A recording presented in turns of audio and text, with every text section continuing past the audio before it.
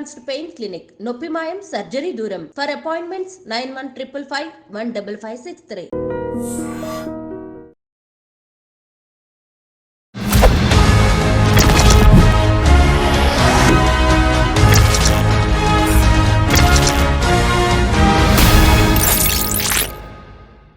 అందరికీ నమస్కారం. నేను Swaroopa Potlapalli. Welcome to I dream.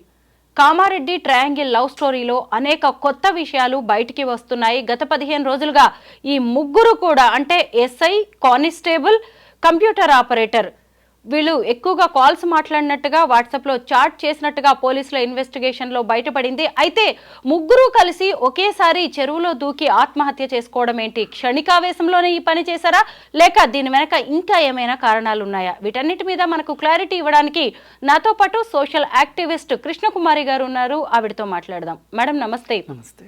ముగ్గురు చనిపోయారు మేడం. ఒకవైపు ఎస్ఐ సాయి కుమార్, ఇంకొక వైపు చూస్తే కానిస్టేబుల్ శృతి, ఇంకొక అతను కంప్యూటర్ ఆపరేటర్ నిఖిల్. వీళ్ళందరూ కూడా దాదాపు ఒకే చోట పని చేసిన వాళ్ళు. ఇలా ఈ ముగ్గురు చనిపోవడం మీద అసలు ఏం జరిగింది అనే దాని మీద ఎవరికి కూడా ఒక స్పష్టత అనేది రావట్లేదు. మీ దగ్గర ఉన్న ఇన్ఫర్మేషన్ ఏంటి దీనికి సంబంధించి?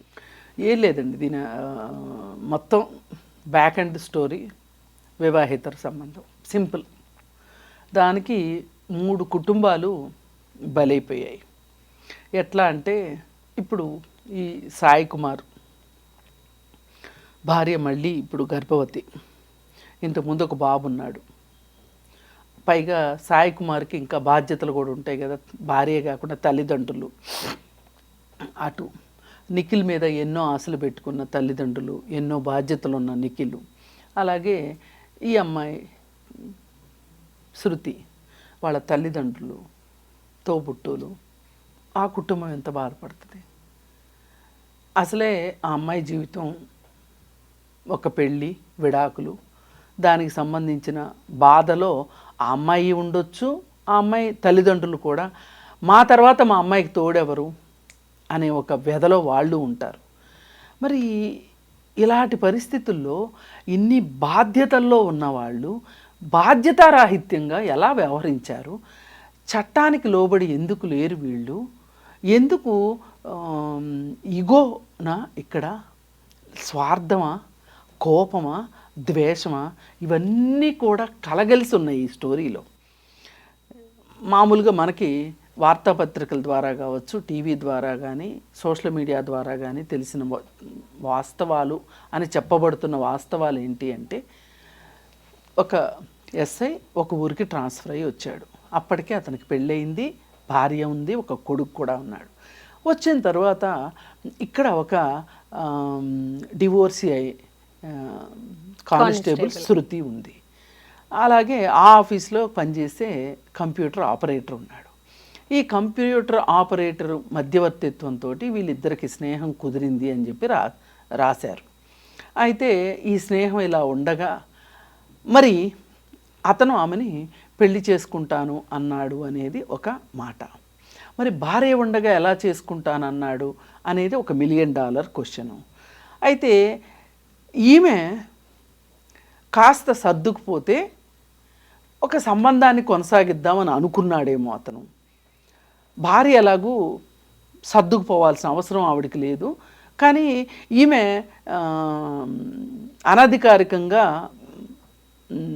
అనధికారిక సంబంధమే కాబట్టి, వివాహేతర సంబంధం కాబట్టి ఈవిడ ఒప్పుకుంటుంది అని అతను అనుకుని ఉంటాడు. సరే, అక్కడ ఏదో తేడాలు వచ్చి ఆయన అక్కడి నుంచి ట్రాన్స్ఫర్ చేయించేసుకుని వేరే ఊరికి వెళ్ళిపోయాడు. వెళ్ళిపోయిన తర్వాత కూడా వీళ్ళ మధ్యలో మాటలు జరిగాయని తెలుస్తుంది. ఈ సందర్భంలో అసలు నీ వల్ల ఇలా జరిగింది అని ఆ అమ్మాయి నిఖిల్ని అనుండొచ్చు. సరే, దానికి బాధ్యతగా ఎందుకో మనిద్దరమే పెళ్లి చేసుకుందాము అనే ఉద్దేశంతో తెలుగు సినిమాలో ఒక బరువైన డైలాగు ఆయన కూడా చెప్పుంటాడు. సరే, దానికి ఆవిడ కరిగిపోయి సరే వాళ్ళిద్దరూ మళ్ళీ స్నేహంగా ఉండటం మొదలెట్టి వాళ్ళు పెళ్లి చేసుకోవాలనుకున్నారు. దీనికి ఏ ఒక్కరి నుంచి వ్యతిరేకత ఉండటానికి వీల్లేదు. చట్టపరంగా కావచ్చు, సాంఘిక పరంగా కావచ్చు, వ్యక్తిగతంగా కావచ్చు, ఏ అడ్డంకులు లేవు వాళ్ళిద్దరి పెళ్ళికి. కానీ సైంధవుడిలాగా ఈ ఎస్ఐ అడ్డం పడ్డాడు. నువ్వు చేసుకోవడానికి వీల్లేదు అతన్ని, నువ్వు నాదానివి, నాదానిలా ఉండాలి, నాకు భార్య ఉంటే ఏమైంది, నువ్వు నా ఆస్తి, నా ప్రాపర్టీ. ఇద్దరు పెళ్ళాల ముద్దుల పోలీస్ అవుదాం అనుకున్నాడు. అక్కడ నువ్వు పెట్టవు, పెట్టేవాళ్ళని పెట్టనివ్వవు ఏంటి అనే ఉద్దేశంతో ఆవిడ అమ్మ పెట్టదు, అడుక్కు తిననివ్వదు అన్నట్లు చేసేసాడు ఇతను.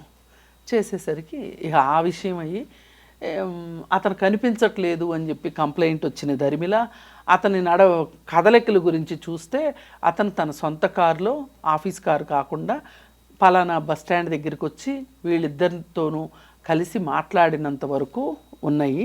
ఆ తర్వాత వీళ్ళు చెరువుగట్టు దగ్గరికి రావటము, అక్కడ చెప్పులు అవి అక్కడ విడిచి ఫోను అవి విడిచి వీళ్ళు వాగ్వాదం జరిగినట్లు ఆనవాళ్ళు కనిపిస్తుంది అని అంటున్నారు. అయితే ఆవిడ ఆవేశంతో చెరువులో దూకితే ఆమెను రక్షించటానికి వీళ్ళు కూడా దూకారా, లేకపోతే కట్టగట్టుకునే వీళ్ళు దూకారా అనేది మనకి తెలీదు. ఏది ఏమైనప్పటికీ కూడా రేపు పోస్ట్మార్టం రిపోర్ట్ వచ్చే వరకు ఇంకొంతమంది ఊహాగానాలు ఏం చేస్తున్నారంటే వాళ్ళకి చాలా దెబ్బలు ఉన్నాయంట, ఇంకెవరన్నా చంపి పడేశారా, ఏదైనా ఇంకొక 4 రోజులు ఆగితే అటాప్సీ రిపోర్ట్ వస్తుంది, దానిలో తెలుస్తుంది.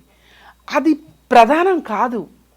ఇక్కడ ప్రధానమైంది ఏంటి అంటే ఒక చట్టం తెలిసిన మనుషులు ఇద్దరు పోలీస్ స్టేషన్లో పనిచేస్తున్నాడంటే నిఖిల్కి కూడా చట్టాలు తెలిసి ఉండొచ్చు.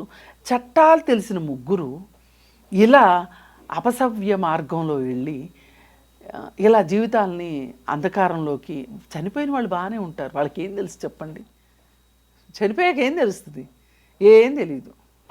ముగ్గురు బాగా చదువుకున్న వాళ్ళు, బాధ్యతాయుతమైన ఉద్యోగాల్లో ఉన్నవాళ్ళు, సమాజానికి ఎంతో చెప్పాల్సిన వాళ్ళు, వాళ్ళే ఇంకా తమ సమస్యను తాము పరిష్కరించుకోలేక మిగతా వాళ్ళకి ఏం చెప్పలేక సూసైడే శరణ్యం అనుకున్నారంటే అసలు ఇది కరెక్టేనా? అసలు ఇప్పుడు ఇది శరణ్యం అనుకోవటం కాదండి. మామూలుగా ఒకసారి గాంధీజీని ఒక తల్లి కొడుకు వచ్చి కలిశారు. తల్లి చెప్పింది, పిల్లవాడు చక్కెర తింటున్నాడు, వద్దంటే వినట్లేదు, అదే బెల్లం తింటున్నాడు, అదే కావాలని మారాన్ చేస్తున్నాడు అంటే ఒక వారం ఆగి రమ్మని చెప్పారు ఆయన. 15 రోజులు మళ్ళీ వెళ్తే తప్పు నాన్న, తినకూడదు, దానివల్ల ఏం జరుగుతుంది ఏంటి చెప్పి పంపిస్తే ఆ తల్లి అడిగిందంట, ఇదేదో ఆ రోజు కూడా చెప్పొచ్చు కదా అయ్యా, మళ్ళీ ఇంకోసారి వచ్చేవాళ్ళం కాదు కదా అంటే, కాదు నేను తింటాను, నేను మానటానికి ప్రయత్నించటానికి వారం రోజులు పట్టింది నాకు నమ్మకం వచ్చింది, నేను తినను అని. నేను తింటూ బాబుకి తినొద్దు అని చెప్పడం ఎంతవరకు కరెక్టు అనే ఉద్దేశంతో నేను మళ్ళీ రమ్మన్నాను అని చెప్పారు. ఇట్లాంటివి మనం నేర్చుకోవాలి. ఇవాళ మనుషులు ఎవరు కూడా చెప్పేదానికి చేసేదానికి సంబంధం లేకుండా చేస్తున్నారు. మనసులో ఉన్నది ఒకటి, మాట్లాడేది ఒకటి, చేసేది ఒకటి. అందువల్లనే ఎక్కువ సమస్యల్లో చిక్కుకుంటున్నారు. ఇప్పుడు ఈ సదరు ఎస్ఐ పోలీస్ స్టేషన్కి ఇలాంటి కేసు ఒకటి వచ్చింది అనుకోండి, ఏం చెప్తారు చెప్పండి? ఏమని చెప్తాడు? వృత్తిలో భాగంగా అబ్బబ్బబ్బా అట్లా చేయకూడదు, చేస్తే కుదరదు, అది ఇది అని చెప్తారు. ఈలోపు ఇంకొకడు ఎవడో వచ్చి పక్కన, అది కాదయ్యా, సుప్రీంకోర్టే చెప్పింది వివాహేతర సంబంధాలు తప్పు కాదని. తుస్సు. ఇవాళ పోలీస్ స్టేషన్లో పోలీసుల పరిస్థితి ఎంత హాయిగా ఉందంటే, ఇదివరకు ఏ భార్య అన్న వచ్చి మా భర్త ఇట్లా చేస్తున్నాడంటే వాడిని పిలిచి 4 చివాట్లు పెట్టి వీలైతే 2 పీకి ఏదో మంచి చెడు చెప్పి పంపించేవాళ్ళు. ఈ మధ్యకాలంలో ఈ 2017లోనో 18లోనో ఆ గొప్ప తీర్పు వచ్చిన దగ్గర నుంచి అందరికీ పని తగ్గిపోయింది. ఎవరు చెప్పాలని అనుకోవట్లా. కానీ ఆ తీర్పులో ఇంకా చాలా ఉన్నాయి. అవి వదిలేసి కన్వీనియంట్ అయిందే పట్టుకుంటున్నారు మన వాళ్ళు. కానీ అసలు ఆ మాటే తీసేయాలని ఇన్ని కేసులు చూశాక రోజు రోజుకే అనిపిస్తుంది ఏదైనా ఒక సవరణ కావాలి ఆ సుప్రీంకోర్టు తీర్పుకి. ఇప్పుడు వీళ్ళు కూడా ఎంతో కొంత సుప్రీంకోర్టు చెప్పింది కదా. ఇప్పుడు మగవాళ్ళకి ఎంత అవకాశం అంటే అండి, ఈ చట్టం ఏ భార్య అయినా భర్తను ప్రశ్నిస్తే నీకు నచ్చట్లేదు కదా విడాకులు తీసుకో అంటే, విడాకులు తీసుకోవడానిక పెళ్లి చేసుకుంది? ఎంత ఈజీగా మాట్లాడేస్తున్నారో నిజంగా. విడాకులు తీసుకోవడానిక పెళ్ళిళ్ళు చేసుకుంటుంది, నీకు బోళ్ళు కట్నం ఇచ్చి చదువుకుని ఉద్యోగాలు చేస్తుంటే ఉద్యోగాలు మానుకుని నీతో పిల్లల్ని కానీ ఇప్పుడు రేపు పొద్దు నుంచి ఆమెను సెకండ్ హ్యాండ్ అంటారు. అవును, నీకున్న అవకాశాలు మహిళకు ఉంటాయా? మరి అసలు చట్టాలను ఇలాంటి తీర్పులు ఇచ్చిన సుప్రీంకోర్టు వాళ్ళని ఏమనాలి అసలు? నిజమే, మహిళ భార్య గురించి నిజంగా ఆలోచించట్లేదు. ఈ రోజు రీసెంట్ గా కూడా మళ్ళీ అలాంటి తీర్పే వచ్చింది వేరే కేసులో కూడా అదే తీర్పు వచ్చింది. ఇది ఎంత కుటుంబాలను నాశనం చేస్తుంది. ఈ మాత్రానికి పెళ్లిళ్ళు చేసుకోవడం ఎందుకు అనుకోరు? అసలు వివాహ వ్యవస్థ ఏమవ్వాలని? కరెక్టే. సహజీవనం తప్పు కాదంటున్నారు, సహజీవనం వివాహేతర సంబంధాలు తప్పు కాదంటున్నారు, రేప్ కేసులు పెట్టద్దంటున్నారు. మరి ఎట్లా అసలు ఇట్లా? ఇప్పుడు ఈ అమ్మాయి పరిస్థితి, ఆ భార్య పరిస్థితి ఏంటి చెప్పండి? ఒకవేళ ఇది జరగకుండా ఆమె గనక ఏ పోలీస్ స్టేషన్ కన్నా వెళ్ళింది అనుకోండి, ఏం బ్రెయిన్ వాష్ చేసి పంపిస్తారా ఆవిడకి? సర్దుకుపో, ఎక్కువ మాట్లాడకు, మాట్లాడితే నిన్నే విడాకులకు కేసు వేయమంటారు, అప్పుడు నీకు భరణం కూడా రాదు. నిజమే, ఆడవాళ్ళని ఇలాగే చేస్తారు. ఇలా అడకత్తర్లో పోక చెక్కలాగా చేసేస్తున్నారు, ఆడుకుంటున్నారు ఒక రకంగా. అందుకోసం ఏంటి అంటే, ఇలా వివాహేతర సంబంధాల్లోకి వెళ్ళేవాళ్ళు, ఆడవాళ్ళు కావచ్చు మగవాళ్ళు కావచ్చు, ఎవరైనా సరే వాళ్ళ కుటుంబాల్లో వాళ్ళ చేతులతో వాళ్ళు నిప్పులు పోసుకున్నట్లు. ఇప్పుడు ఇతనికి గనక ఈ ఇగో లేకపోయినట్లయితే, నువ్వు ఎప్పటికైనా నాదానివి అనే మాట గనక అనకుండా ఉండున్నట్లయితే, అతని కుటుంబంతో అతను పైగా అతని దుర్మార్గం చూడండి, అటువైపు ట్రాన్స్ఫర్ చేయించుకుని వెళ్ళిన తర్వాత అక్కడ భార్యతో చక్కగా కాపురం చేసుకున్నాడు, మళ్ళీ బిడ్డను కనబోతున్నాడు, కానీ మళ్ళీ ఈ అమ్మాయి కావాలి. అవును, ఈ అమ్మాయి మళ్ళీ అతన్ని పెళ్లి చేసుకోకూడదు, ఇష్టపడకూడదు, అతని వాళ్ళిద్దరికి మళ్ళీ ఇంకో జీవితం ఉండకూడదు. ఎంత స్వార్థం అసలు! ఈ కేసు అండి జానీ మాస్టర్ కేసుతో కంపేర్ చేయొచ్చు. జానీ మాస్టర్ కేసు కూడా ఇంతే. ఆ అమ్మాయి దోవన అమ్మాయి బతుకుతుంది, మంచో చెడో పాత విషయాలన్నీ వదిలేసేసి ఆ అమ్మాయి సీరియస్గా, ఆ అమ్మాయి ప్రొఫెషనల్, ఆ అమ్మాయి బతుకుతుంటే వెళ్ళి నువ్వు ఈ పుష్ప సినిమా సెట్లోనే వెళ్ళి కొట్టింది అమ్మాయిని. అందుకే కేసు అయింది, లేకపోతే అసలు అమ్మాయి కేసు పెట్టేది కాదు.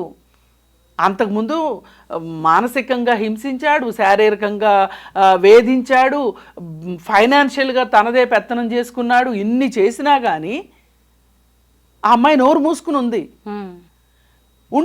ఉండి ఆ తర్వాత ఏదో భార్యాభర్తల మధ్యలో జరిగిన ఒప్పందాల్లో భాగంగా నువ్వు ఆ సంబంధాన్ని వదులుకోవాలి అంటే జానీ మాస్టర్ వదులుకున్నాడు, హ్యాపీగా కుటుంబంతో చిల్లైపోతున్నాడు, బాగానే ఉన్నాడు హ్యాపీగా.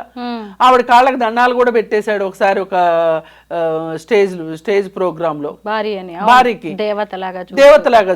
అన్నీ బాగానే ఉన్నాయి. మరి ఇంత బాగున్నప్పుడు నువ్వు మళ్ళీ ఆ అమ్మాయి దగ్గరికి వెళ్ళాల్సిన అవసరం ఏంటి? వెళ్ళి అమ్మాయిని కొట్టబట్టే కదా అమ్మాయి ఇంకా విసిగిపోయి ఇంకా వేరే మార్గం లేక పోలీసులను ఆశ్రయించింది. ఈ మొన్నటిదాకా ఏం మాట్లాడారు పెయిడ్ ఆర్టిస్టులు కొంతమంది, అమ్మాయే కదా ఇష్టంగా ఉంది, ఆ అమ్మాయే కదా ఒక అత్యాచారం చేసిన వ్యక్తితో అంత సంతోషంగా ఎలా ఉంటుంది, ఇలాంటి 100 లా పాయింట్లు లాగారు. ఇప్పుడు వేధింపులు నిజమే అని చెప్పి ఛార్జ్ షీట్ వేశారు. ఇప్పుడు చెప్పండి వచ్చి ఏం చెప్తారు? అందుకని ఈ అహంకారమే, ఈ అహమే మనుషుల్ని దెబ్బతీస్తుంది. ఎంతటి వాళ్ళైనా చట్టం ముందో, న్యాయం ముందో, ధర్మం ముందో, నైతికత ముందో తల వంచాల్సిందే ఎవరైనా సరే. ఎవరు ఇక్కడ హీరోలు కాదు. అవసరమైతే పరిస్థితులు అడ్డం తిరిగితే అందరూ జీరోలే. అలా ఆలోచించిన వాళ్ళు చాలా సుఖంగా ఉంటారు. నిజమే మేడం. ఈ అహంకారం కనుక లేకపోతే ఈ ఇద్దరు జీవితాలు ఇలా అయ్యాయి కాదు. కాకపోతే వాళ్ళు బతికున్నారు, వీళ్ళు చచ్చిపోయారు, అంతే తేడా. కానీ ఇప్పుడు భార్య మీద కూడా ఉంది కేసు. జానీ మాస్టర్ విషయం ఆమె చేయాల్సింది ఆమె చేసింది.